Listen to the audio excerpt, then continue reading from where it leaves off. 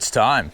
I've had the Chimera 4.6 for a couple months now, so I think it's about time to give you guys my feedback of what I think about the Chimera, the pros, also the cons, and where I think it could fit into your lineup and who I think it's best aimed at. I'm also going to give you a little comparison at the end against the 4.4 Hover Ascend that I was riding previously. Hope you guys enjoy this one. Let's get to it. Having had this board under my feet for a couple months now, I feel I have enough information on hand to give you guys the feedback and the critique that you might be looking for. Disclaimer, it's not all roses. Anyone that follows me, you guys at home, you know that I'm always going to give you a realistic view of anything that I speak on. So I'm going to give you the pros for the 4.6 Chimera, but I'm also going to give you those things that I don't like so much. Well, let's start it off with the pros. First of all, I think the aesthetics of this board versus any previous Naish board is far improved. I really like the look of this shape more so than anything they've made before. I think it looks a lot more surfy. I just like, you know, a cleaner outline and like this sort of fishy shortboard sort of looking shape. I much prefer just how it looks visually when I'm standing on this board. I think it does look a lot better. I like the new pad material they've gone to. I think this pad material feels really good underfoot. It's not super soft. It's still a little hard, but it's got really good grip. I like the corduroy texture kind of pads. I like these little cutouts to add a bit more grip. And I also like that in the back here, it's just flat and it's got a nice textured feel. So you can feel the difference between if you've got your foot back on here or if you've got your foot forward a little bit without looking down at the board. That's something that I think is pretty cool, and I don't know if that was on purpose, but yeah, I really like that aspect of it. Other things I really like about this board is I like the mid width. I think this is a good width in the middle here. Previous boards I've ridden, like the 4.4s, it's a bit wide in the middle. It's a bit, you know, unbalanced, but this board's mid width feels really good.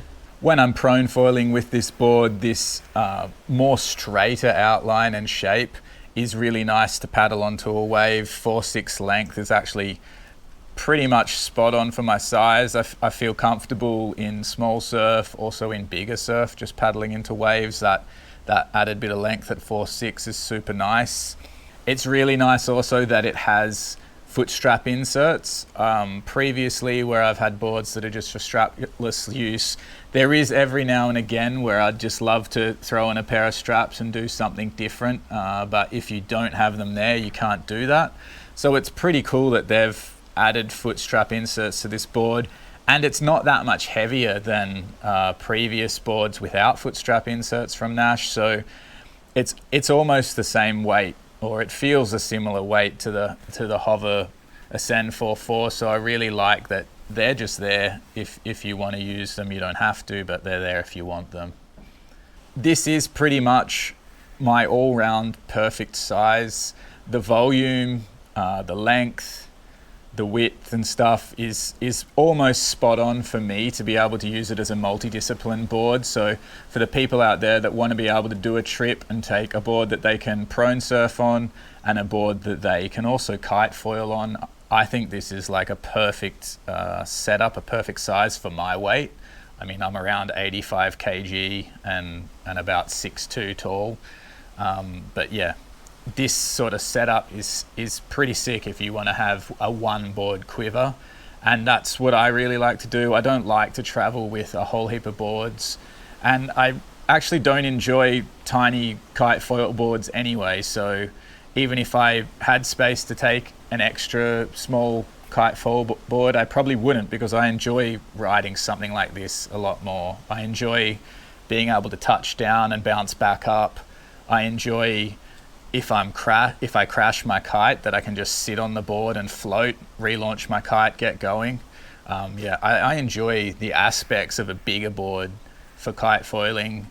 It just feels more like riding a surfboard with a foil underneath versus riding a wake skate or riding a tiny twin tip with a foil underneath. So yeah, I think this style of board is a perfect crossover board.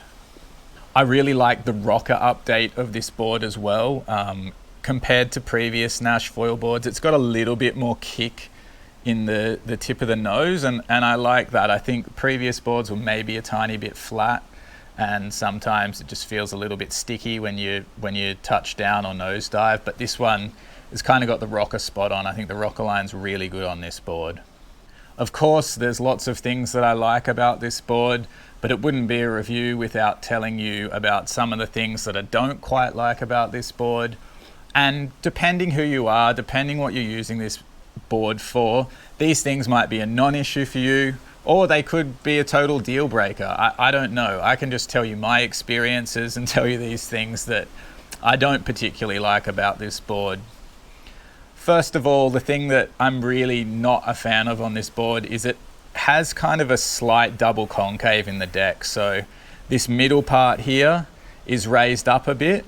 And if you were using straps and if you were standing very centered on the board, this might actually be really good because it will lock you into the center of the board, and you won't need to ride as tight as straps to feel locked down onto the board and to feel comfortable. But if you're someone like me that's just riding strapless pretty much all the time, it makes it really awkward for me to offset my foot because I have a big foot. If I offset my foot, then my heel is up on this bump and my toe is on this bump. And it's like, it just doesn't fit in this part of the board if I do that. So the way I've been riding this board mostly is actually standing back from where these inserts are. So a normal person would be standing probably up here with this board, and I've been kind of standing back here more because the double concave's less aggressive here, and I just feel a lot more comfortable standing back here. I don't think that's optimal. I'd much rather be standing a little bit further forward with my front foot on this board, but that just doesn't feel comfortable for me with the way I ride. So that's something you need to think about. If you're a winger, you're riding strapped. If you're a kite foiler and you're only riding strapped, that I think that's going to be a non-issue, and I think this double concave is going to feel great for you. But if you're an unstrapped rider, you need to think about that. You might like that feeling. I don't know, maybe that fits the size of your foot, or maybe you just like a double concave. I have no idea, but that's something to be thinking about when you're looking at this board. The other con with this board that is also something that's probably a con for me and might not be a con for anyone else, depending on your size, is the tail's just a bit too narrow for me. My foot really only just fits on the tail, and I also can't offset my foot at all to get more leverage over the foil. And depending on your size, depending on how you like to ride a foil board, if you're riding strapped, obviously again, that's not going to be an issue, because if you're riding strapped, you only leave your foot in the center of the board. But if you're a guy that rides prone and you're used to maybe a little bit wider tail, you're used to something like the 4/4 hover ascend, you can't really offset your foot. You have, if you put your foot at the back here, you have one position you can put it, which is centered. Personally, I'd love if it was just a little bit wider in the tail. Maybe even 2 inches would do it, because I think with a wider tail, you just have substantially more leverage over the foil, especially bigger foils that you're going to prone surf with. So I think that is something to think about at least. The third thing, and probably my final gripe with this board, is I don't particularly like how thick it is in the tail. Because these chimes are super aggressive, which is nice if you want to get super laid over or you're turning super hard and close to the water. Don't get me wrong, the chimes are good. But I find this board just slightly thicker in the tail than it needs to be. The previous hover ascend was a little bit thinner, and I just have more control over the board being lower down to the board. Now, once again, depending on your use case, these chimes might be beneficial for you. If you're getting really leant over going fast, these chimes are going to be good. And I think if you're a winger and you're strapped, or you're a kiter and you're strapped and you're doing jumps and you're landing, these big chimes and narrow tail are going to land a lot softer when you're landing tail heavy. So depending upon your use case, those might not be a con for you at all. And you might be wondering now, well, we see you riding the Hover Ascend 4.4 a lot, so how does the Chimera stack up against that board? And honestly, these two boards, they're just completely different to ride. They don't feel similar in the slightest, and depending upon what you like in a board, these are going to be for completely different people and completely different styles of rider. I personally think that I enjoy the Hover Ascend 4.4 more. Unfortunately, I'd love to say that this is my new favorite board and I love this the best, but I mean, when I hopped back on the Hover 4.4 after a couple months of riding this, I just felt like I could ride easier, and what I was doing was better riding. And I think the main reasons for that are the cons that I've talked about with the Chimera for me, which is that the deck shape on the Hover 4.4, that deck shape's more flat with just a very slight single concave. And the Hover 4.4 has that wider overall tail and outline, which just lets me offset my feet a bit and just get more balance and get more leverage over the board. So I think I prefer the Hover 4.4, but there's also drawbacks with the Hover 4.4. I think the Hover 4.4's shape is kind of draggy. Its mid is just a bit too wide and fat. It's just a little bit awkward looking. But yeah, those positives of having a slightly thinner tail in the Hover 4.4 and having that just slightly wider shape overall and not having those double concaves on the deck here make me prefer the Hover 4.4 to the Chimera. But once again, you need to think about your use case. What are you doing with these boards? What's your main thing that you're focused on? Are you riding strapped? Are you riding unstrapped? Are you winging? Are you kiting? Like, there's so many things you can do with these boards. I can't say which one of these you're going to prefer. I think these are both really good boards. Ideally, you want to test them to get the best idea of which one you're going to like more.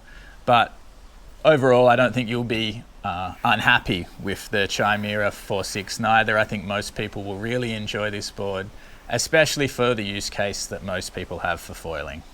I hope this review has been helpful. I hope I've given you some idea of pros and cons with the Chimera. If you have any other questions about this board, or you have some questions about Hover Ascend 4.4, or you have even questions about what boards you might like even other than these boards, just let me know in the comments or send me a message on Instagram or whatever. I'm always happy to chat about boards and foils and all sorts of kooky stuff like that. Hope you guys have a good one out there, and see you in the next one. Peace.